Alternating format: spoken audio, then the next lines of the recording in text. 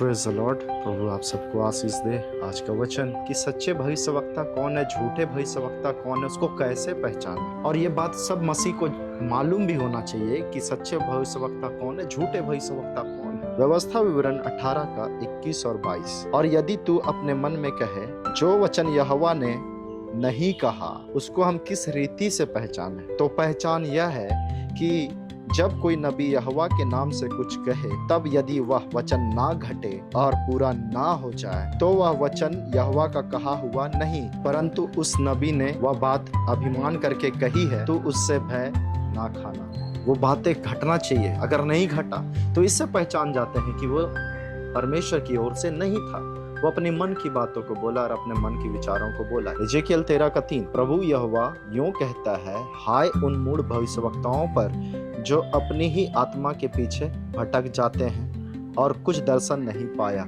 तो इसका मतलब है कि जो भविष्यवक्ता होते हैं उस दर्शन को पाते हैं और वो बातों को बताते हैं।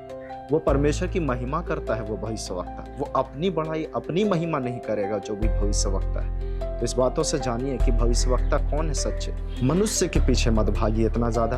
बहुत बार सुनते हैं कि भविष्यवक्ता का नाम इतना ज्यादा लोग लेते हैं कि उसके भक्त बन जाते हैं। जहाँ बनना है यीशु का भक्त, वो बन जाते हैं इंसान का भक्त। और यीशु से ज्यादा उस भविष्यवक्ता का प्रशंसा तारीफ हो रहा है।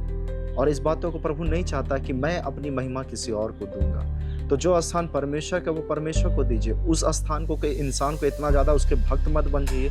कारण यही है कि आत्मिक उन्नति क्यों नहीं हो पाता, क्योंकि मनुष्य के हम दास बन जा रहे हैं। क्योंकि हम प्रभु के दास नहीं बन रहे, हम प्रभु का बेटा बेटी बन नहीं रहे, हम उस व्यक्ति के अनुयायी होते चले जा रहे हैं। आज लोग फैन फॉलोवर बन रहे हैं। किसी का फैन फॉलोवर नहीं, यीशु मसीह का बनिए, तब नहीं भटकेंगे। भटकने का कारण भी यही होता है। क्या यही कारण कि लोग इधर से उधर भटक रहे हैं, स्थिर नहीं हो पा रहे हैं। क्यों? क्योंकि उसका विश्वास परमेश्वर के वचनों पर नहीं हो पा रहा, लोगों पर हो रहा है। और जो सच्चा भविष्यवक्ता है वो परमेश्वर की महिमा को करवाता है। वो प्रभु यीशु मसीह के पीछे चलाएगा, वो प्रभु का गुणगान गाएगा। वचन भी कहता है अवश्य कि वो बढ़े और हम घटे।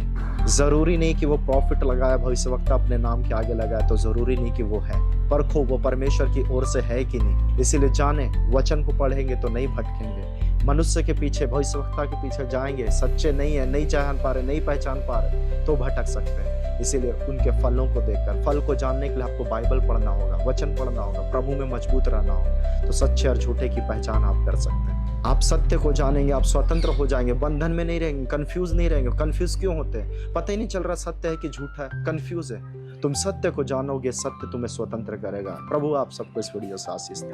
Praise the Lord.